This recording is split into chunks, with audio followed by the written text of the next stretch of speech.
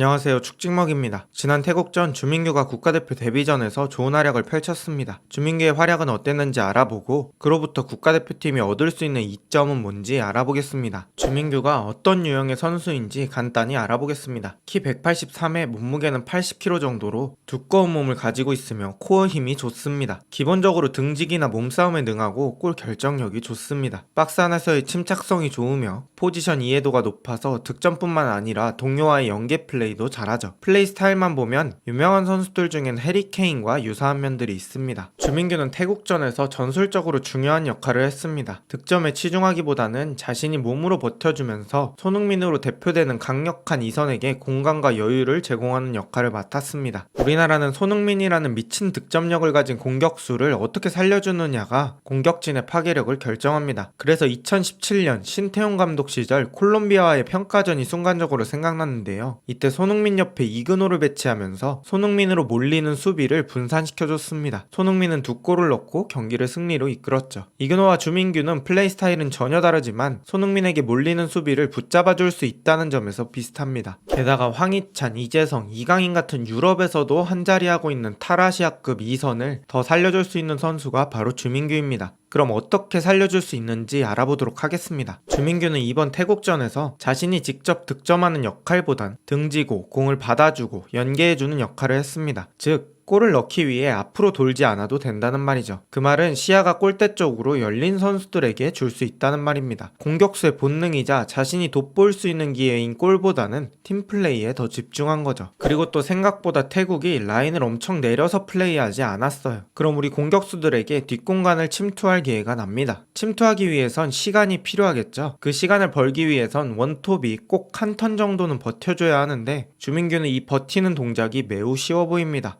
쓰는 방법을 잘 알고 있고 동작 자체가 군더더기가 없습니다. 물론 이번 태국전에서는 뒷공간을 역습으로 털어먹는 장면이 많진 않았습니다. 하지만 태국이 2차전엔 자기네 홈에서 하기 때문에 더 공격적으로 나올 수 있고 그럼 주민규의 이러한 버티는 움직임이 도움이 될 수 있습니다. 자, 이젠 주민규의 인상 깊었던 터치들을 보겠습니다. 패스가 주민규 쪽으로 향하고 있습니다. 공이 오고 있는 순간에 이미 엉덩이를 뒤쪽으로 빼놨죠. 이런 신체 포지션에서 상대 센터백에게 도전이 오더라도 중심이 낮기 때문에 밸런스가 쉽게 무너지지 않습니다. 아까 잡아놓은 몸의 자세 덕분에 주민규는 센터백에게 기대는 자세가 되어 있었습니다. 센터백은 쉽게 공을 뺏을 수 없죠. 주민규는 여기서 공에도 힘들이지 않고 툭 하고 정우영에게 내줍니다. 아까 말한 이선을 살려주는 장면들이죠. 무리하게 돌아서지 않습니다. 또 다른 공격 장면입니다. 손흥민이 사이드에서 공을 잡는 순간 김진수가 하프 스페이스로 뛰어들어가 줍니다. 그리고 김진수가 공을 안쪽으로 넣어주는데 주민규가 제자리에 서 있는 게 아니라 공 있는 공간 쪽으로 잘라뛰는 움직임을 가져갑니다. 그리고 여기서의 이 낮은 중심을 보시죠. 내가 못 잡는 한이 있더라도 상대는 절대 공에 접근하지 못하게 등으로 제대로 스크린을 합니다. 특히나 아시아에서 이런 피지컬은 상대에게 당황스럽죠. 그리고 몸을 아예 상대에게 기대버리죠. 상대는 앞으로 전진할 수가 없습니다. 이때 주민규는 침착하게 뒤쪽 선수에게 공을 내줍니다. 물론 여기서 슈팅은 안 나왔지만 주민규에게 앞으로 기대할 수 있는 부분이죠. 지금도 서령우가 가운데 쪽 손흥민을 보고 빠른 땅볼 패스를 넣어줍니다. 이때 손흥민이 달려가면서 받는 거기도 하고 공 속도가 워낙에 빠르니까 잡아놨으면 상대 수비들에게 뺏길 위험이 있었죠. 그래서 손흥민은 잡지 않고 바로 주민규에게 공을 내줍니다. 그리고 이 공을 또 등지기로 버텨주면서 시야가 열려있는 이재성에게 내줍니다. 아까부터 상대 센터백이 껴안고 밀고 막 해도 주민규는 도라르방처럼 전혀 미동이 없습니다. 마지막 한 장면 더 보겠습니다. 김민재가 이재성에게 공을 내주고 이재성이 공을 잡지 않고 뒷발로 주민규에게 바로 내줍니다. 그리고 이 공을 터치해놓고 뒤로 밟아주면서 두 명 사이에서도 공을 잘 지켜줍니다. 정말 오랜만에 국대에서 보는 포스트 플레이입니다. 그리고 앞에 들어가 있던 이재성과 2대1 패스를 하면서 손흥민이 결정적인 슈팅 기회를 잡죠. 물론 들어가지 않았지만 이 역시 주민규처럼 지켜주는 공격수가 없었다면 불가능한 장면이었습니다. 아이러니하게도 지금 감독인 황선홍의 22년 전 모습이랑 많이 겹치는 주민규입니다. 2002년 월드컵 미국전에 황선홍은 피지컬 좋은 미국 센터백들을 상대로 머리에 피까지 흘리면서 포스트 플레이를 수행했죠. 이 장면도 엉덩이를 낮추면서 중심을 잡고 상대 수비를 밀어내며 공을 지키는 게 태국전 주민규와 겹쳐 보입니다. 황선홍, 조재진, 김신욱 이후로 포스트 플레이가 가능한 스트라이커가 오랜만에 국대에 합류한 것 같습니다. 이렇듯 주민규는 꽤 높은 수준의 포스트 플레이로 우리 국대의 새로운 툴이 되고 있습니다. 임시감독이라 짧은 기간이지만 감독과 선수로서가 아니라 공격수 대 공격수로서 배울 게 있을 것 같습니다. 늦은 나이에 주민규가 데뷔한 게 아쉽긴 하지만 태국전을 보면 많이 기대가 되네요. 오늘 영상은 여기까지입니다. 비슷한 영상이 궁금하시다면 구독 부탁드립니다. 좋은 하루 되세요.